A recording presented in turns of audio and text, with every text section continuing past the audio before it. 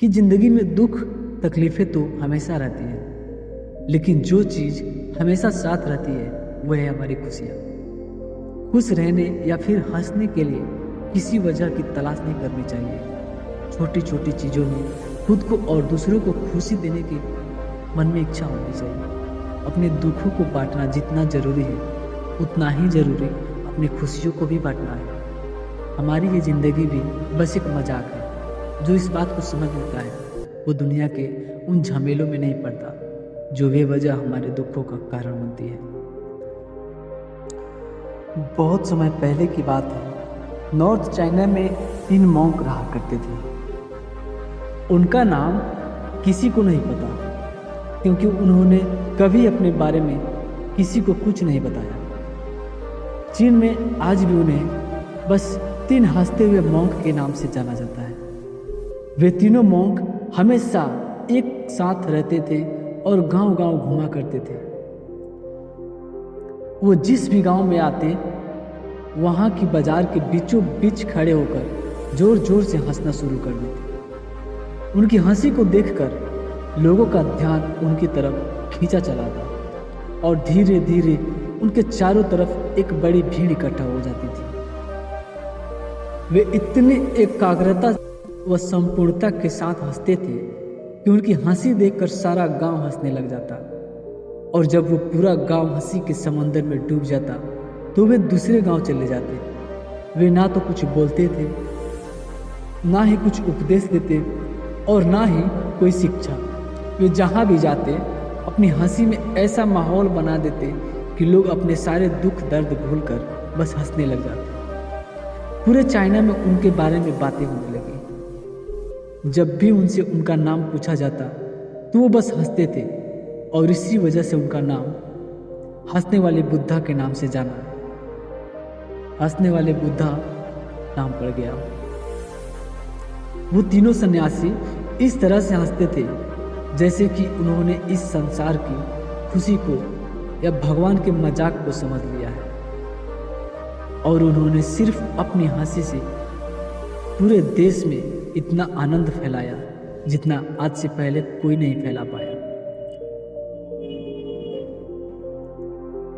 पूरे चाइना में घूम घूम कर लोगों को हंसाते हुए समय के साथ वे तीनों बूढ़े हो गए, और एक रात जब वे एक गांव में ठहरे हुए थे तो उन तीनों में से एक सन्यासी की मौत हो जाती है। ये खबर सुनकर पूरा गांव दुखी हो गया। गांव वाले को लगा कि शायद आज के दिन वो जरूर हंसेंगे, और यही देखने के लिए हर कोई उनसे मिलने आया। जब सुबह हुई तो पूरा गांव इकट्ठा हुआ, लेकिन वो दोनों सन्यासी तीसरे सन्यासी की बॉडी के पास बैठकर जोर जोर से हंस रहे थे। ऐसी हंसी जैसी उन्होंने आज से पहले कभी ना हंसी। गांव के कुछ लोगों ने उन्हें समझाने की बहुत कोशिश की कि यह आपका साथी था और इसकी मृत्यु पर आपको हंसना नहीं चाहिए। तब उस दिन पहली बार उन्होंने लोगों से बात की और कहा, हम हंस रहे हैं क्योंकि यह आदमी जीत गया है। हम तीनों में शर्त लगी थी कि जो भी पहले मरेगा बाकी के 2 उस पर जोर जोर से हंसेंगे, और इस आदमी ने आज हमें हरा दिया। हम अपनी हार और इसकी जीत पर हंस रहे हैं।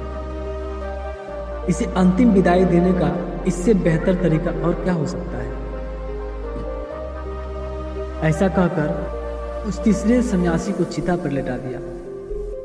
चीन में यह प्रथा थी कि जब किसी इंसान की मृत्यु हो तो उसके पुराने कपड़े उतारकर उसे नए कपड़े पहना दिए जाते थे, लेकिन मरने से पहले उस सन्यासी ने अपने साथियों से अपने कपड़े न बदलने के लिए कहा था। उस सन्यासी ने कहा था कि मुझे स्नान मत करवाना क्योंकि मैं कभी अशुद्ध हुआ ही नहीं। मेरे जीवन में इतनी हंसी आई कि कोई अशुद्धता कभी जमा ही नहीं हो पाई। जब उस तीसरे सन्यासी के शरीर में आग लगाई गई तो आसमान में जोर जोर से पटाखे फूटने लगे। उस सन्यासी ने अपने कपड़ों के अंदर ढेर से पटाखे छुपा रखे थे। ऐसा नज़ारा देखकर पूरा गांव जोर जोर से हंसने लगा, और मरने के बाद भी वो सन्यासी लोगों को चेहरे पर एक मुस्कान देकर चला गया। खुद को हमेशा खुश रखने का एक तरीका ये भी है कि अपनी ज़िंदगी में आने वाली खुशियों को दूसरे के साथ बांटा जाए।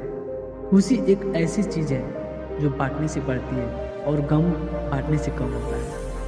इसीलिए लोगों के साथ खुशियों के पल जिए, लोगों से हंस हंस कर बातें करना, छोटी छोटी चीज़ों में खुशियाँ, साथ बैठकर हंसना और मजाक करना, ये सब आदतें हमारी खुशियाँ बढ़ाती है। हंसना मुस्कुराना ये सब हमारी ज़िंदगी का एक अहम हिस्सा है, लेकिन हम अपनी खुशियाँ अक्सर अपने दुखों के बोझ के नीचे दबा लेते हैं और जैसे जैसे ये बोझ बढ़ता जाता है हम हंसना और मुस्कुराना ही भूल जाते हैं।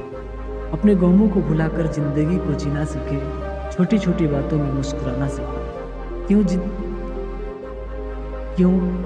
ज़िंदगी खुशियों के सहारे अच्छी करती है, ना कि दुखों के सहारे। ज़िंदगी में सुख की तलाश करो, हंसो और खुशियाँ बांटो। दुख तो ज़िंदगी का ऐसा हिस्सा है जिसे ना चाहते हुए भी आएगा। दोस्तों, ये कहानी आपको कैसी लगी हमें कमेंट करके जरूर